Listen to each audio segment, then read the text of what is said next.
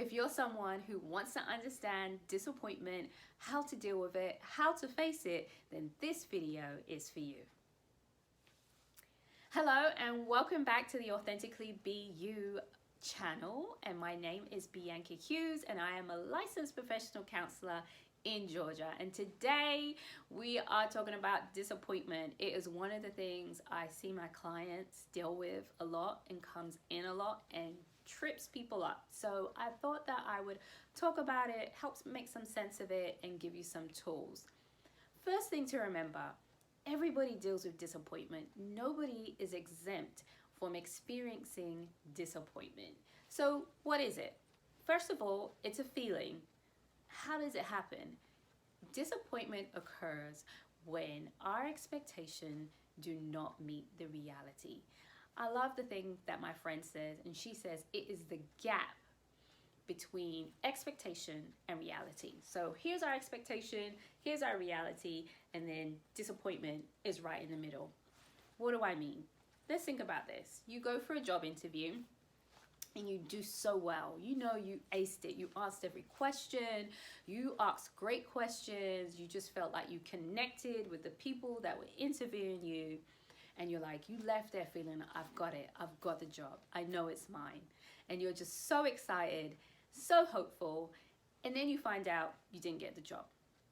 And you're like, ah, that right there, that's disappointment. You were hopeful, but the reality is what you hoped for didn't happen. And it happens to all of us, right? So let's look at expectations. What are our expectations? There are goals, there are dreams, there are wants, and our desires.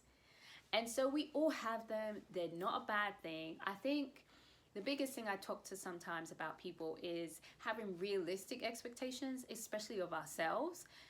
Sometimes we just have these out there expectations of what we can perhaps, like maybe like your to-do list is super duper long, and in reality you cannot meet that, but you feel disappointed, right? Because of the expectation is you have a super long list but you don't meet it.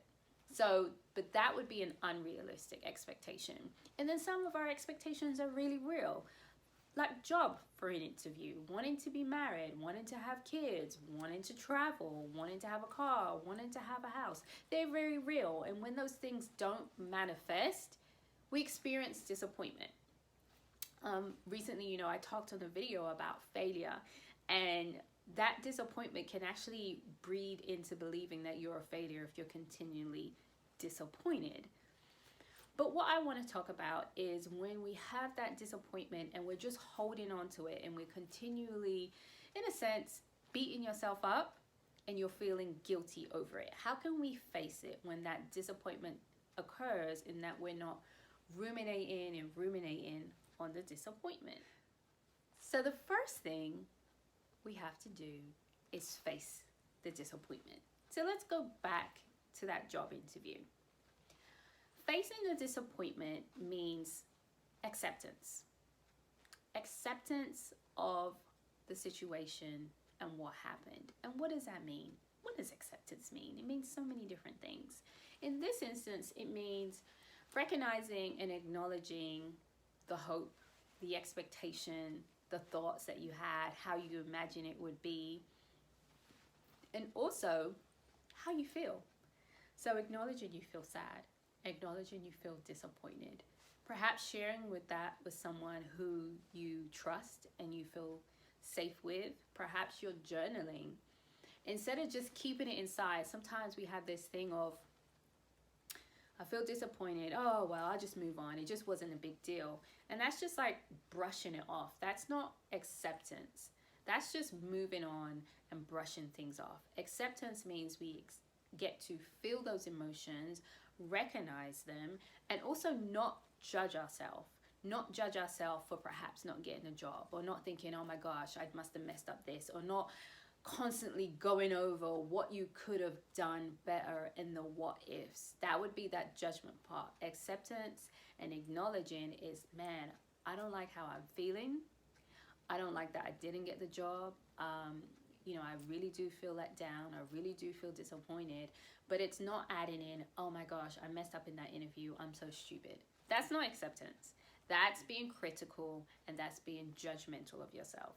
So we don't want to do that. So facing the disappointment means the acceptance, which means acknowledging how we feel, perhaps journaling, talking to a friend or a family member, someone who feels safe to help you work through that. Now, I want to say when you do that, it does not mean that the disappointment just instantly dissolves. Sometimes it does, but it might take a few days.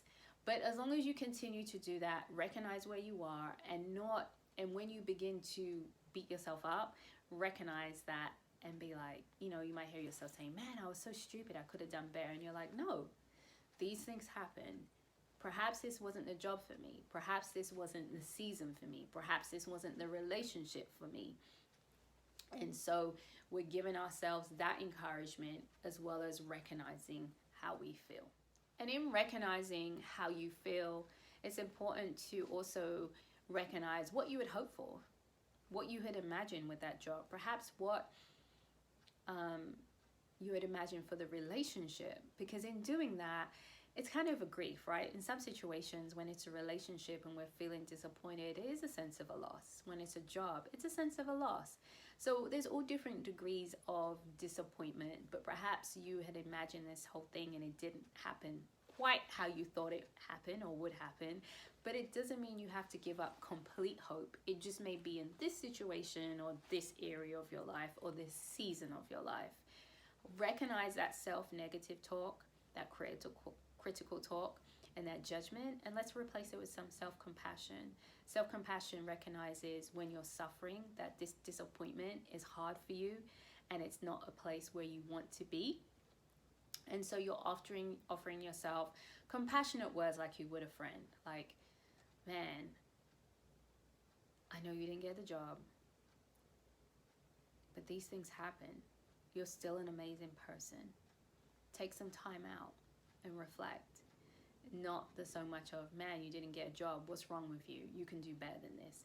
That would be the critical. So that's what we want to move away from, but we also want to recognize what we're doing when we're doing it so that we can replace it with self-compassion. And another thing, in beating yourself up, like, it might not have been your fault. It might not have been your season. It might not have been for you. I remember I was fired from a job, very disappointed in what happened and all the things that happened, and I just was like, really defeated. And I got another job and I went for the interview and I didn't get the job, even though I really thought this was my job.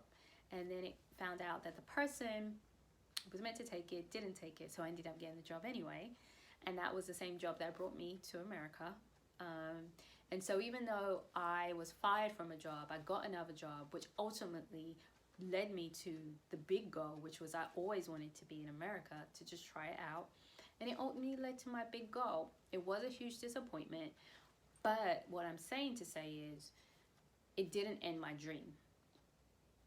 It just was a detour, and it was a learning experience, which is the other thing. What can you learn?